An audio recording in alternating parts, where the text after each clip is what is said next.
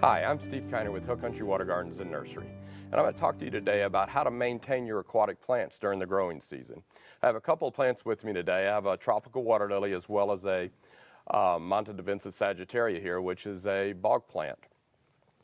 Couple of things, the two most important things when you're maintaining your plants during the growing season is one, the actual care of the plant itself. Especially with water lilies. What will happen with water lilies this time of the year is they will actually start to get a couple things will start to happen. You'll actually start to get maybe a couple little bug bites in the plant. The fringes of the plant will start to yellow a bit, maybe brown. You may get a tear in the leaf. All okay. A lily leaf lasts about 2 weeks during the growing season, and then it starts to deteriorate. So that's fine. We're going to go ahead and trim that leaf off. We'd actually follow from the top of the leaf, follow the stem all the way to the crown of the plant. And using your thumb and your forefinger, simply snip that piece off and remove it. And then take this, remove it from the pond, because if you left this leaf and let it decay in the pond, it actually just creates a lot of organic matter within the pond itself.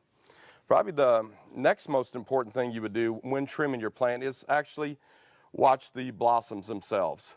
A water lily blossom opens and closes for about 3 or 4 days, and then it actually becomes spent. So once that bloom is spent, the steeples close, and it actually droops into the water. You'll actually follow the stem once again to the crown, trim that off, and remove that spent bloom. This particular variety of lily is Foxfire. It's a relatively new variety.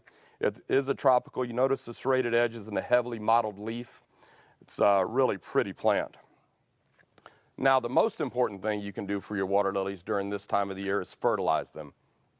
We actually use aquatic plant tabs, and with these tabs, we're actually going to physically take them and push them into the soil of the plant.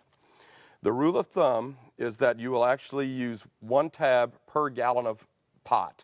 This particular lily is in a 2-gallon pot, so I'd actually use 2 tabs to fertilize. You'd actually take the tab, force it about 1 inch or 2 from the crown of the plant, and actually force it into the soil itself, finger depth, as deep as you can push it, okay?